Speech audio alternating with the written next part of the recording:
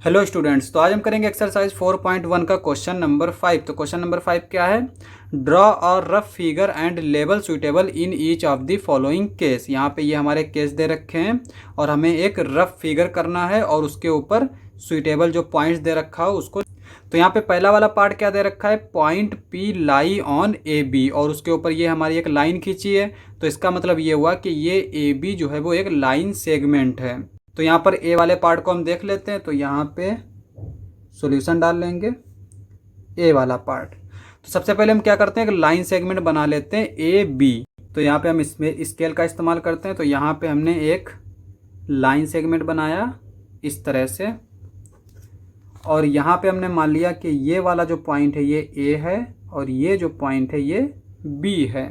यहाँ पे क्या बोल रहा है? Point P lies on A B. तो ये पी जो है इस ए बी पे लाई कर रहा है। तो यहाँ पे कहीं पे भी हम पी को लिख सकते हैं। यहाँ पे हमने पी लिख लिया और यही चीज़ हमसे पूछ रहा था। अब बी वाला देखो क्या कहता है कि एक्स वाई, और उसके ऊपर यहाँ पर लाइन बनी है जिसके दोनों तरफ एरो हैं। इसका मतलब ये एक लाइन है। एंड पी क्यू, उसके ऊपर ये एरो बने हैं दोनों तरफ, तो इसका मतलब ये भी एक लाइन है। Intersect at M. तो यहाँ पे ये दो लाइन जो हैं इंटरसेक्ट करती हैं एम पे।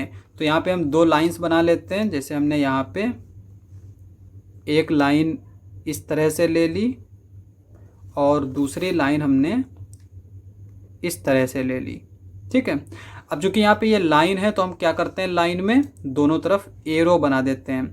इस एरो का मतलब ये होता है कि ये लाइन जो है वो ख़त्म नहीं हो रही। और यहाँ पे कहता है कि ये इंटरसेक्ट कर रहा है एम पे। तो यहाँ पे ये पॉइंट जो है वो एम है, और इस लाइन को हमने मान लिया यहाँ पर ये एक्स ले लिया, ये वाई ले लिया, तो ये एक्स वाई लाइन हो गई।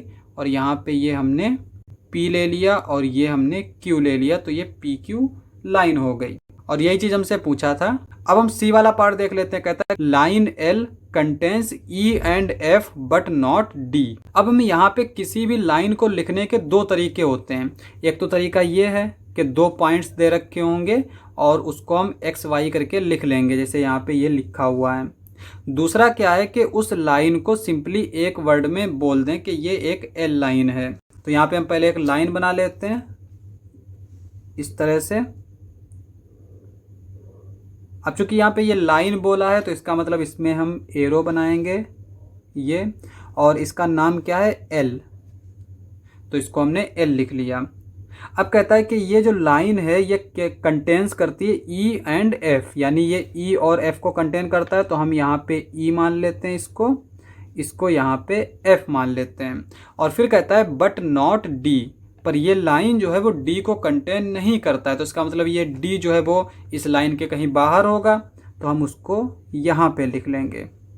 तो यहाँ पे हम इसको देख के बता सकते हैं कि ई जो है और एफ जो है वो इस लाइन पे है, लेकिन डी जो है वो इस लाइन पे नहीं है। डी वाला पार्ट क्या दे रखा है? ओ पी, उसके ऊपर हमारे ये दोनों तरफ एरो वाली लाइन है। एंड ओ क्यू, यहाँ पे ये हमारी लाइन है। मीट्स एट ओ, ये दो लाइंस हैं, ये हमें किस पे मिलती हैं? ओ पे मिलती हैं। अब हमें इसका फिगर बनाना है, तो यहाँ पे हम स्केल से बना लेते हैं डी वाला पार्ट।